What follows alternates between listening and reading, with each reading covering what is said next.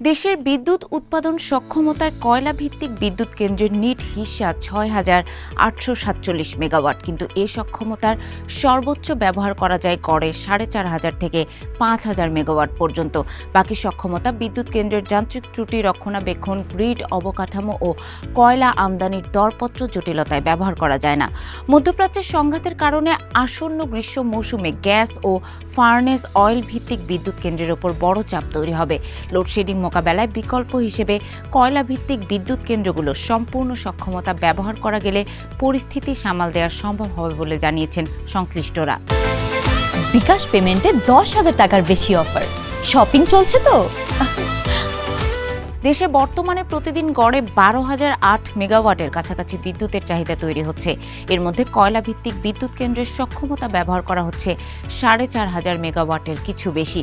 আসন্ন গ্রীষ্ম মৌসুমে বিদ্যুতের চাহিদা প্রাক্কলন করা হয়েছে ১৮,০০০ মেগাওয়াট। এই চাহিদা পূরণ করতে হলে গ্যাসের ওপর নির্ভরতা কমিয়ে কয়লা ও ফার্নেস অয়েল ভিত্তিক বিদ্যুৎ কেন্দ্রের ব্যবহার বাড়াতে পারে বলে জানিয়েছেন বাংলাদেশ বিদ্যুৎ উন্নয়ন বোর্ড বিপিডিবি। এ বিষয়ে জানতে চাইলে বিপিডিবির চেয়ারম্যান প্রকৌশলী রেজাউল করিম বণিক বার্তাকে বলেন, এবারের গ্রীষ্ম মৌসুমে কয়লা ভিত্তিক বিদ্যুৎ কেন্দ্রের সবগুলো ব্যবহারের পরিকল্পনা রয়েছে, কিন্তু জ্বালানির সংকটের কারণে এগুলো সবসময় পূর্ণ সক্ষমতায় ব্যবহার করা যায় না। আরএনপিএল এর একটি বিদ্যুৎ কেন্দ্র ১৩০ মেগাওয়াটের বন্ধ রয়েছে। এটাও চলতি মাসের ২৫-২৬ তারিখ চালু করার পরিকল্পনা রয়েছে। ২০ মার্চ কেন্দ্রটির জন্য কয়লাবাহী কার্গো আসবে। দেশে কয়লাভিত্তিক বিদ্যুৎ কেন্দ্রগুলোর বেশিরভাগ পতিত আওয়ামী লীগ সরকারের আমলে নির্মিত। সার্বক্ষণিক বিদ্যুৎ কেন্দ্রগুলো চালু থাকবে এমন পরিকল্পনা থেকে সেগুলো নির্মাণ করা হয়, কিন্তু জ্বালানি সরবরাহ নিয়ে নির্ধারিত সময় চুক্তি করতে না পারায় দীর্ঘ সময় ধরে সেগুলো বসিয়ে রাখতে হয়েছে। আবার জ্বালানি সংকট, বিল বকেয়া, এমনকি যান্ত্রিক ত্রুটির কারণে অনেক কেন্দ্র অলস বসে থেকেছে। কয়েক বছর ধরে অব্যাহতভাবে এমন পরিস্থিতিতে ভুগছে বিপিডিবি। দেশে কয়লাভিত্তিক বিদ্যুৎ কেন্দ্রগুলোর মধ্যে উৎপাদন নিয়ে সবচেয়ে বড় সংকট রয়েছে পটুয়াখালীতে চীনা বিনিয়োগে নির্মিত আরপিসিএল নরিনকো ইন্টারন্যাশনাল পাওয়ার লিমিটেডের আরএনপিএল ১,৩২০ মেগাওয়াট বিদ্যুৎ কেন্দ্র। দফায় দফায় কেন্দ্রটির কয়লা আমদানির দরপত্র আহ্বান করেও দীর্ঘমেয়াদে কোনো কয়লা সরবরাহকারী নির্বাচন করা যায়নি। এতে কেন্দ্রটি পূর্ণ সক্ষমতায় উৎপাদন করতে না পেরে আর্থিক ক্ষতির মুখে পড়েছে এবং ঋণ পরিশোধেও বড় চাপ তৈরি হয়েছে। এরই মধ্যে বিদ্যুৎ কেন্দ্রটির বাণিজ্যিক উৎপাদন ও ঋণ পরিশোধ নিয়ে চিঠি দিয়েছে চীনের এক্সিম ব্যাংক। ওই চিঠিতে বিদ্যুৎ কেন্দ্রের সিওডি বিলম্বিত হওয়া ও ঋণ পরিশোধ নিয়ে উদ্বেগ প্রকাশ করেছে চীনা ব্যাংকটি। আরএনপিএল এর বিদ্যুৎ কেন্দ্রে কয়লা আমদানির জন্য ২০২২ সালের নভেম্বরে প্রথমবার দরপত্র ডাকা হয়। তবে দরপত্রে বেশ কিছু শর্তের পরিবর্তনের কারণে পরে তা বাতিল হয়।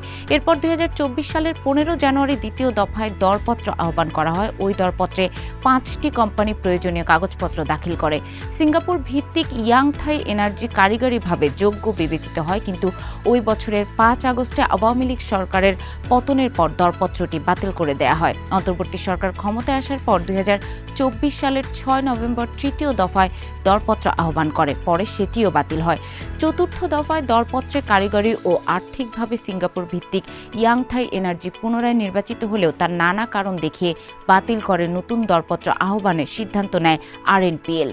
যদিও চতুর্থ দফায় ডাকা দরপত্রের চূড়ান্ত সিদ্ধান্তের বিষয়টি এখন আদালতের রায়ের অপেক্ষায় রয়েছে। এই পরিস্থিতির মধ্যে বিদ্যুৎ কেন্দ্রের জন্য ১ বছর মেয়াদী কয়লা সরবরাহের জন্য ইন্দোনেশিয়ান কোম্পানি পিটি সাম্বার এনার্জি টিবেকির সঙ্গে চুক্তি সই করে আরএনপিএল। গত ২২ ফেব্রুয়ারি এই চুক্তি সই হয়। আরএনপিএল এর কয়লা চুক্তির বিষয়টি নিয়ে জানতে চাইলে বিপিডিবির চেয়ারম্যান বলেন, আরএনপিএল নরিনকো কেন্দ্রটির জন্য একটি ৩ মাস মেয়াদী চুক্তি করেছে। ওই কোম্পানি একটি কয়লা সরবরাহকারী কোম্পানির সঙ্গে চুক্তি করেছে। তবে কয়লা ভিত্তিক কেন্দ্র চালু থাকলেও এইচএফও থেকে বড় সাপোর্ট নিতে হবে। দেশে কয়লাভিত্তিক ৭টি বিদ্যুৎ কেন্দ্রের বেশিরভাগ কেন্দ্রে পর্যাপ্ত কয়লা মজুদ থাকলেও সব কেন্দ্র সার্বক্ষণিক ব্যবহার করা যাবে কিনা তা নিয়ে অনিশ্চয়তা রয়েছে। বিশেষত রক্ষণাবেক্ষণ, তীব্র বিদ্যুৎ চাহিদার মধ্যে যান্ত্রিক ত্রুটি ও বকেয়া সংক্রান্ত কোনো জটিলতা তৈরি হলে তাতে বিদ্যুৎ উৎপাদন ব্যাঘাত ঘটতে পারে। দেশের বিদ্যুৎ সরবরাহ ব্যবস্থাপনায় লোডশেডিং এড়ানোর জন্য নির্বাচিত সরকার এরই মধ্যে নানামুখী তৎপরতা চালাচ্ছে। কিভাবে জ্বালানির সংকট বিবেচনায় নিয়ে আপৎকালীন পরিস্থিতি মোকাবেলা করা হবে সে বিষয়টি নিয়েও কাজ করছে বিদ্যুৎ বিভাগ। জানতে চাইলে বিদ্যুৎ, জ্বালানি ও খনিজ সম্পদ মন্ত্রী ইকবাল হাসান মাহমুদ বণিক বার্তাকে বলেন, আমরা সব বিষয়ে কাজ করছি। বিভিন্ন সংস্থা ও বিভাগের সঙ্গে বসে প্রয়োজনীয় ব্যবস্থা নেওয়ার চেষ্টা করছি। আপৎকালীন পরিস্থিতি কিভাবে সামাল দেওয়া যায় সে বিষয়গুলো নিয়ে দফায় দফায় বৈঠক হচ্ছে। দেশে গ্যাস খাতে বিদ্যমান সংকট মোকাবেলায় কয়লাভিত্তিক বিদ্যুৎ কেন্দ্রগুলো পূর্ণ সক্ষমতায় ব্যবহারের পরিকল্পনা রয়েছে কিনা এমন বিষয়ে জানতে চাইলে মন্ত্রী আরও বলেন, এই মুহূর্তে বলা যাচ্ছে না, কারণ সব সংস্থার সঙ্গে বসে সমন্বয় করে সিদ্ধান্ত নেওয়া যাবে।